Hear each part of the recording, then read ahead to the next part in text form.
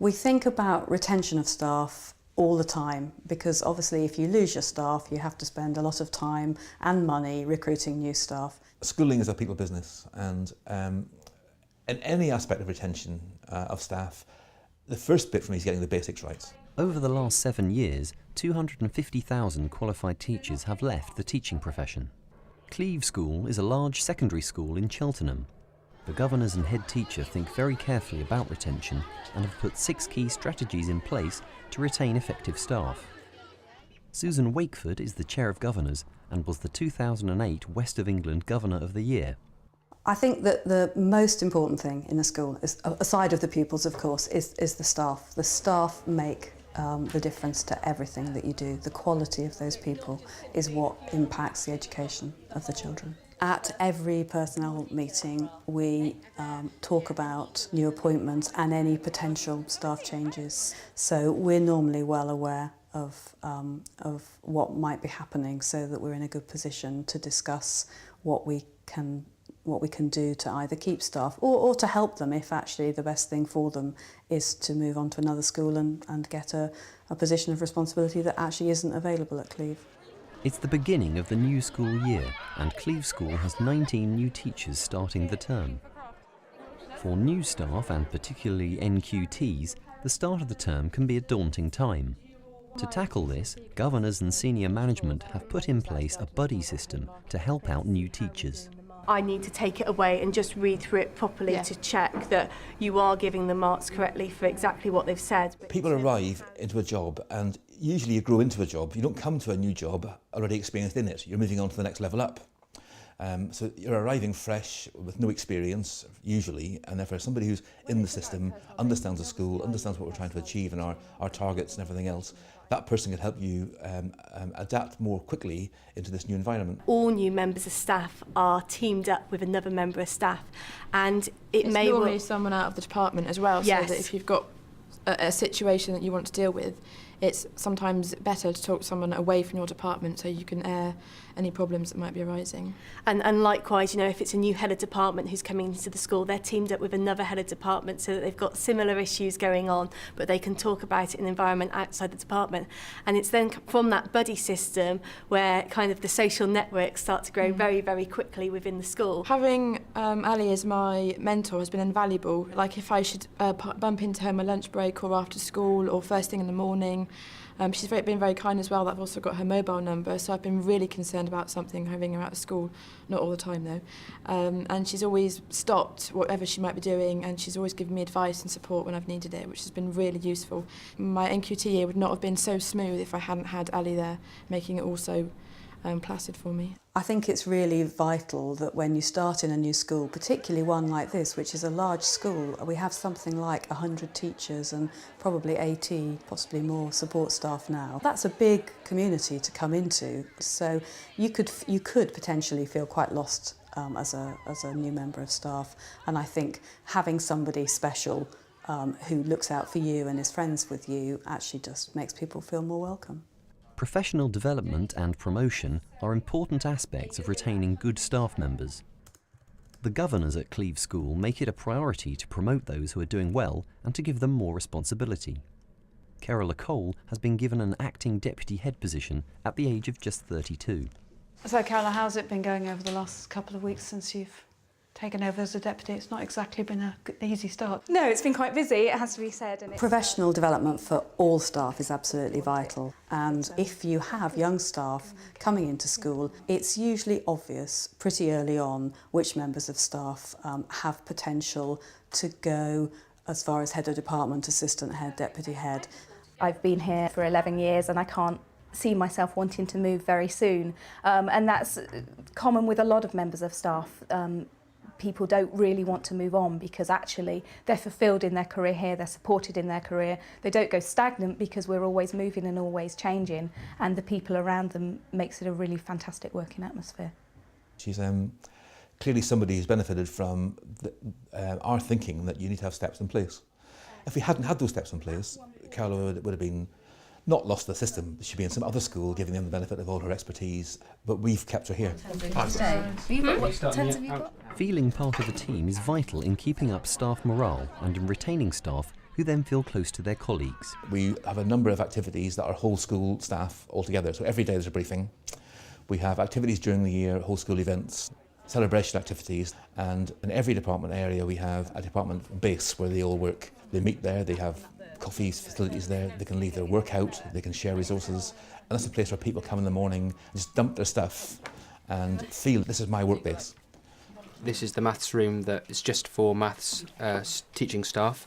It's very good to build the team. Every other Friday we always have our lunch together, and one of the department will actually bring in lunch for everyone else as well, and we take in turns to do that. And I think it's brilliant to have this own separate space.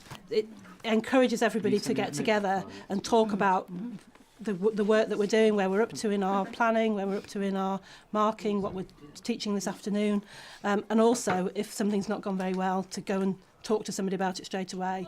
Having a strong team was crucial for the languages department when one of the teachers wanted to go on a teacher exchange for 3 months. And I weigh, yeah? So you can use miso and you can use peso. We do a Spanish exchange to Logroño in Spain with the year 11s every year. And the year previously, I was contacted by a Spanish teacher I met out there who asked if I'd be interested in doing a teacher exchange. And I thought, sounds a good idea. So I approached Alan, the head teacher.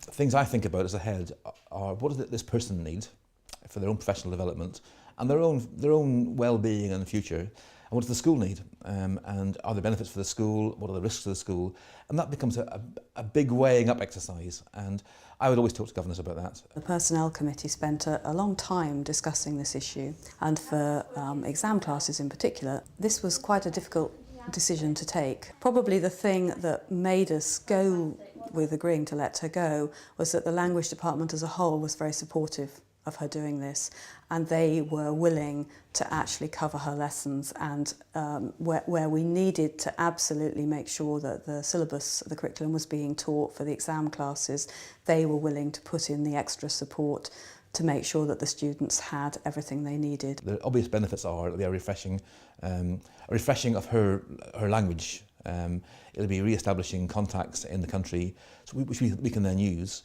And also there's somebody who's been in the school for a fair number of years, who's at a point in her career where she wants to stay where she is and needs some high points. I had a fantastic time. I really got back to basics with my language again. When I got back, I was just really thankful that the school had let me do this, and the governors as well. I thanked them personally, and hopefully it's had benefits in the results for the kids as well. Flexible working hours are another important strategy to keep teachers happy. Jane Sasanow is head of art. She wanted more flexible hours so she could develop her own artwork and printing away from the classroom. I've been at Cleve for 18 years, started off as an NQT in the art department and have gradually evolved different roles within the school, and I've ended up now as head of art. I've always loved my subject and really enjoy inspiring young people, but most of the creative process goes into preparing lessons and resources and delivering and facilitating what they do, as opposed to really developing my own personal style and my own interests. She's a very good artist. Her own art's taken a back seat over the years while she's been a teacher. Now that she's getting a point in her life where she would like to try and develop her own work, her choices are, do I carry on working and keep that side of my life denied, or do I stop work as a teacher and begin this new aspect of my life? So she came to see me, and I think we want to keep Jane. She's a fantastic head of department, and for a very small bit of flexibility on behalf of the school, she can begin to develop that side of her life, and we retain her in her capacity as a leader in the school. If a member of staff asks to work part-time, then by law we're obliged to consider that request. We obviously have to balance the needs of the school and the needs of the member of staff, but if they're a good teacher and we can accommodate that part-time working, then we always try to do so. Now, why might they think that it was the others? And Cleve makes a point of being particularly flexible for new parents. I was off school for a total of 15 months because 12 months of that I was on maternity leave, and 3 months of that I was off because I had problems in my pregnancy, so I had to leave school early. The school was really accommodating, and when I went to see the head and just explained that I'm really sorry, but I've got to leave today, rather than in 3 months' time. He was really lovely and he said, look, you've got to put your family first. As my pregnancy became more advanced, they made sure that I was very, very close. My office was very, very close to the rooms that I was going to teach in. They moved students to classrooms closer to me so that I didn't have so far to walk and that I certainly didn't have to climb upstairs or carry anything particularly heavy. We were operating a 2-week timetable, and we realised when a member of staff raised it with us that this made her childcare arrangements very difficult. So we now operate a 1-week timetable. So a third of the population was wiped out. It's a huge amount. When I came back to school, initially I came back for 4 days a week and they said that I didn't have to have a tutor group. So that was really, really good because some mornings my daughter would be, ill or something, and it was just nice just thinking, oh, well, I don't have to rush, I can just get in, for first lesson rather than thinking I had to get in for 8:30. So it might sound silly, but just those few minutes really made a difference. Head teacher Alan McConaughey has a close relationship with Susan, and their united opinion on retention enables the governors to find creative solutions to sometimes tricky problems. I think governors are critical to the whole process of retention. Their attitudes to looking after staff, supporting staff, and the performance management of staff are very important. It shouldn't be just one person who decides what the school will do, that helps staff to feel we're part of some organisation that cares for me. The head is the senior member of staff on the personnel committee because he obviously thinks that staffing is the most important thing really to get right in the school. You work hard to get the right people, to get good people. And once you've got good people, you want to grow those people to be very effective. And it's much, much better to keep the ones you've got than try and replace them with somebody else who's got to work their way into the system. And Cleve's flexible approach to working conditions is now extending to Alan's position as head teacher. I've been a head teacher now for almost 18 years. I think I have gained something over those years and have something to offer and want to do other things in the education service. The way the governors handled this was they were very clear about what their priorities were, and their priorities are the good of the school.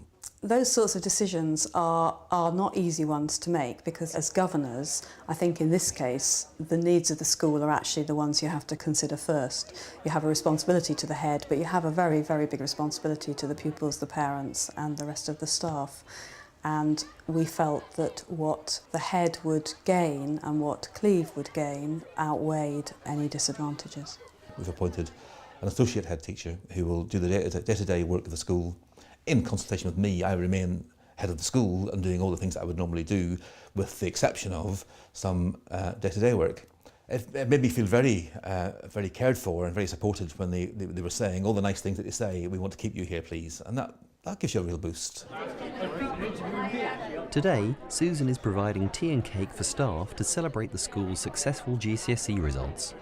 I've come into school today to talk to the staff and say thank you for the way that they've worked for the students over the last couple of weeks. They've done an enormous amount for the students, and I just wanted to say a personal thank you to them. And I think it's really important to say thank you because I think we all appreciate people saying thank you to us. I know I do, and I think probably we don't do it often enough, so I try very hard to do it whenever there's a good reason to do so.